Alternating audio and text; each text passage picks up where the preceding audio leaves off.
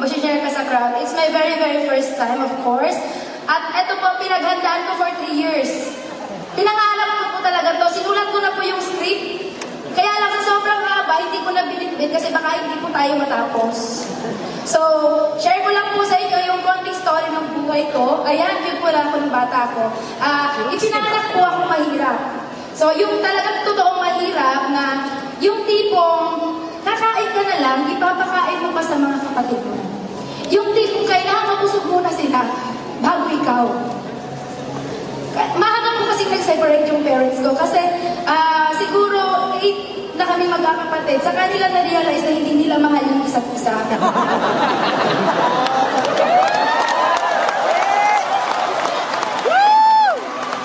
Tapos po, syempre, na-realize nila na hindi nila mahal yung isa't isa. Nagkanya-kanya sila.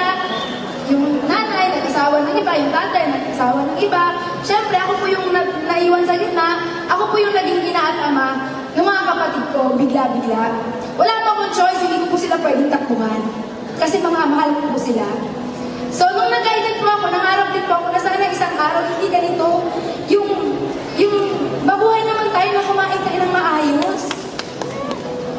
Then, one time, hindi kayo ni God yung opportunity na kapag-abroad ako, sa maling paraan. Kung yung mga OFW, nag-abroad for contract na mga 3 years, ganun-ganon, kontrata din po ako sa Japan. Marriage contract nga lang. Renewable. No?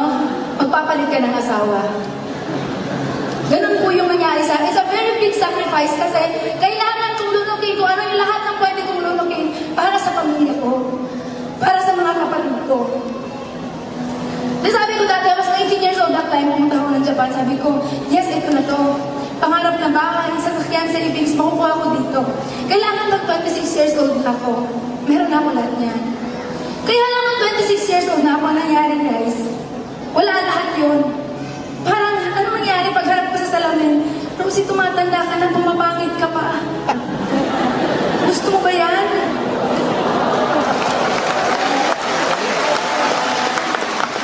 Walang babae na gustong humarap sa salamin. At titingnan yung sarili niya na, grabe, ang pangit-pangit mo. Walang babaeng ganoon. Then that time, sabi ko, kakabangan ako pa lang nung youngest ko. 3 months siya that time. Sabi ko, God, Ama, hindi naman ang opportunity. Ginawa ko na lahat. No, kung butas ng parayo yung papasukin, pinasok na lahat dyan. Yung matinong opportunity naman ngayon na pwede makapagpabago ng buhay ko. Kahit ano, God, in-invite ako ng pinsan ko po sa AIM Global. Apply, Melody Salcedo! Kaya lang po, nakakatawa nung in-invite niya po ako, hindi pa ako naniwala. Kasi po yung pinsan ko, kilala ko po siya since childhood. Sabay po kami lumaki. 3 araw lang po ang pagitan namin nung pinanganak kami. Kaya alam ko kung sino siya, kilala ko siya. Alam ko na kung siya nandito sa harap ninyo ngayon, hinimatay na siya. Ganon ka mahiyain yung pinsan ko. Kaya naniniwala kasi ako dati na ang networking kailangan maingay ka, madaldal ka, machika ka, maboka ka. Hindi ka yaman kung wala kang ganon. Kaya hindi ako naniwala sa pinsan ko. Pinalagpas ko yung 6 months. Until such time, humingi ako kay Ama na opportunity. Bumalik ulit na yung global pa rin. Pero this time naman, ang nag-invite na sa akin, si Apply Cliff Anthony Santillan, na nagkataon na apply naman ni Melody Salcedo. Yes, malak na kay Apply, thank you.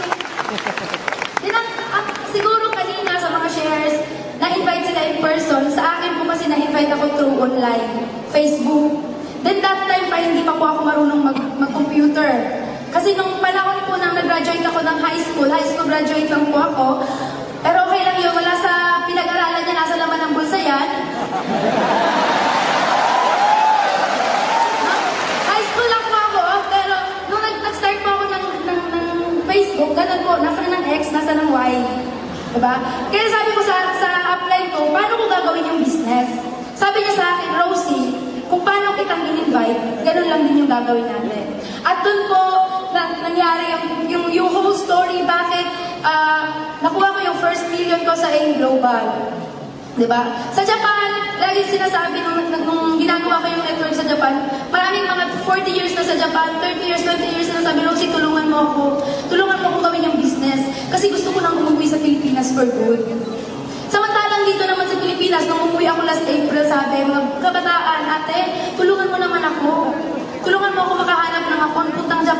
Kasi gusto ko mag-abroad. Gusto ko maiahon yung pamilya ko sa kahirapan. Isipin niyo yun, Pilipinas, Japan, yung mga nandun gusto kong umuwi sa Pilipinas, yung mga nasa Pilipinas gusto kong umuwi doon. Parehong reason, gustong maiahon sa kahirapan at gustong maiahon yung pamilya sa kahirapan, makasama yung mga mahal sa buhay. Diba? Pera yung nagahati sa dalawang bansa. Pera yung naglalayo sa pamilya. Diba? Yung magulang sa anak, kapatid sa kapatid. Akala ng iba, OFW, bayani. Pagpalagay na natin, yes. Marami natutulungan yung mga OFW. Pero yung mga OFW, marami din pamilyang sinira. Mga anak na nagkaanak na lang din nang wala yung mga magulang. Diba? Guys, eto lang po yung nagpagising sa akin. Sa lahat sasabihin ko po sa inyo, ngayon na, last na to, promise. Bigyan niyo yung mga sarili ninyo ng 5 seconds. 5 seconds para tanungin yung sarili ninyo. Kung yun bang mga buhay na meron kayo ngayon, yung buhay na tinitirhan ninyo ngayon, yun ba yung buhay na gusto ninyo? Kasi kung yan ang buhay na gusto ninyo, ituloy nyo yan. Walang problema dyan. Diba? Pero kung hindi yan yung buhay na gusto ninyo, baguhin ninyo. Yun ang ginawa ko. Iniwan ko po yung Japan. Last April, umuwi na po ako dito for good. Diba? Dati po yung bahay namin, kuko, na kapag ka umuulan, hindi mo na kailangan ng balde. Tayo ka na lang talaga. Kasi wala ka nang mahihigaan. Nung na-Japan pa ako, nagbago naman siya ng konti lang. Pero ganun pa rin. Pero nag-aim global na po ako, binili ko po yung bahay namin, ngayon ng mga anak ko, dyan sa Davao, worth 4 million. Then last Wednesday lang po, sabi ko, hahataw muna ako. After yung bahay, sabi ko, hahataw muna ako talaga. Mga 6 months pa bago ako maglalabas ng sasakyan. Kaya lang sabi ko, paano ako makakahataw sa buong Mindanao kung wala akong sasakyan? Last Wednesday po, hindi sinasadyang na ilabas ko po yung Ford Everest ko. Kulay red, para po sila. Thank you so much. Sana may natutunan kayo sa mga sinabi ko. And of course, A1 Dragon! Mga Dragon! Thank you so much sa suporta sa grupo. Upline Alburo family, thank you so much. At lalong-lalo na sa aking mga international partners from Hong Kong, Riyadh, Singapore, Cyprus, Canada, at lahat-lahat na. Thank you po. Maraming salamat.